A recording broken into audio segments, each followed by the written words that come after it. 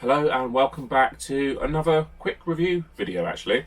Rather than a longer, more in-depth review, this one's just going to be a quick first impressions of an old game. I'm probably going to try and do a few of these this year, but without further ado, let's get into that one. Hello and welcome to a quick fire review of Truck Racer on the Xbox 360. Now I'm going to quickly put up on screen when this title was released and where in the console life cycle. Now I'm playing the Xbox 360 version. This is not backwards compatible, so it's exclusive to the 360 on the Xbox side of things at least. I believe it is also available on the PS3, and I think last time I looked it was much more expensive than PS3. And I picked this up for £6. Which, well, we're going to go find out if it's worth it. I've tried this and it's not good. We've had some technical difficulties, this still being very early, me trying to do these capturing, with some voiceover work as well. But what we're going to do is we're going to jump into a quick race, and I'm going to give you my thoughts on whether you should go out and buy this game. So it is nice that they do have that player 2 can just jump in at any time by the looks of it. Now, I'm going to confirm that. Yeah, why not? Let's go for that as well. Cool. That looks bad. It looks bad, and trust me, it does look bad. Race, time attack, playoff lap. Okay, cool. There are a few different game modes, I'll give it that. It looks like you can only have up to 10 vehicles on the track at any one time. This would hold my interest a lot more if it was the official kind of like a truck racing championship or something like that, with real tracks, real drivers, all that kind of thing. Unfortunately, it's not.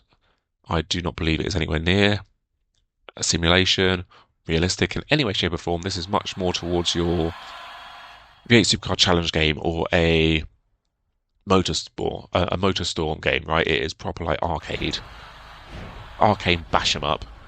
Yes, it looks bad. It looks really bad. You are seeing what I am seeing, maybe in a slightly different brightness or hue, but it was bad.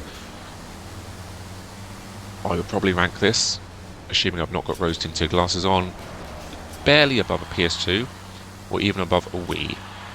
It looks atrocious. Now, depending on where this came out in the life cycle of the 360 and the PS3, if it came out in the first year or so, then yeah, okay, maybe I'll let it off. I don't believe there's any sequels to this. I believe there's a standalone game, and let me tell you, I can see why. This is actually a dirt event by the looks of it. I've done a couple of quick events on tarmac, and unfortunately the call-ins have been no good. Well, that one's got a wing, that guy's got a wing. I think there's some element of upgrading to this. Oh god, the side to side, that kind of like weight. The weight to actually turn from one direction to the other is slow, cumbersome, and it's not surprising, to be honest, is it? It's a truck, but it sounds awful. We have got some damage. I can look behind me. Okay, as the guy behind me crashes, I can look. I've got a bumper cam and I've got a rear view chase cam, and that is it. We've got some very lazy graphics. Tell me what lap position I'm in, how far ahead or behind vehicles are, and my lap time. Now, it's not a redeeming feature whatsoever, but in the context of this game, the only half decent thing is you can kind of do a bit of a drift. You tap the brake and just kind of like go around with full power. It's still not enough. The handbrake does nothing.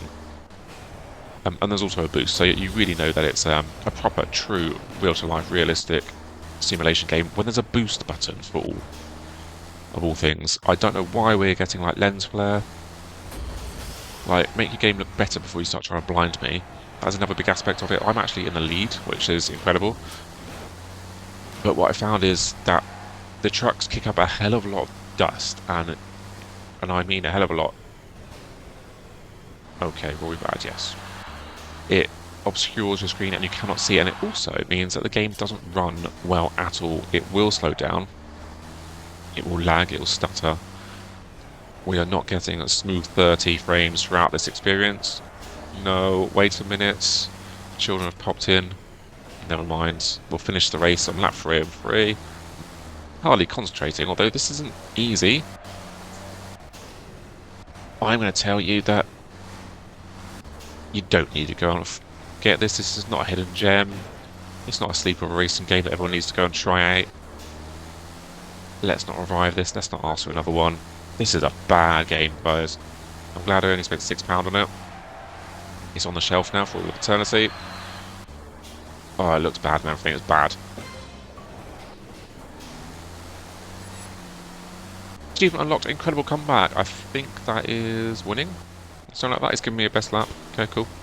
Haven Bay Track C. We're going to go check that out now because I believe the leaderboards work.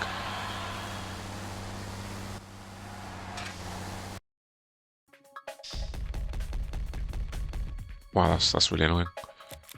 Leaderboards. What was it? Haven Bay. Come on. Haven Bay. Track something. So not friends. I don't have friends.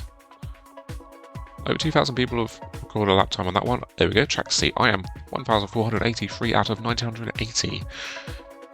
I'll give it a half a star for that. You still have access to the leaderboards, at least that's something to do, but don't buy it, guys, it's bad. It's a bad, bad game, and it deserves to be left well alone. I'm going to give this off the top of my head the fact that it looks terrible, it runs terribly. There's not much to it. It feels awful. And honestly, it's just not a good game. I'm going to give this 3 out of 10. It's bad. Don't buy it. Right, and there we have it. Truck Racer on the Xbox 360 and probably the PS3 as well. It's flipping terrible. Don't play it. If you're a collectionist, or if you want it for the sake of it, or you're collecting all the racing games or whatever it might be, then fine, by all means go out and get it. It was currently, I think, £6 on Xbox 360, but it's a god-awful game. I probably didn't need to test it to tell you that, but here it is. You know, there you go. Someone has actually tried it. 2025 on the internet. It's bad. It's just all bad. I'm going to give that a 3 out of 10. I'm only giving it an extra score because there is a bit of a leaderboard there, so at least you can test yourself against real people that have recorded times on tracks before. Don't play it. Thumbs down. I've not got a scoring system yet. Maybe we'll get into that later on in the year. Anyway, thanks for watching. See you in the next one.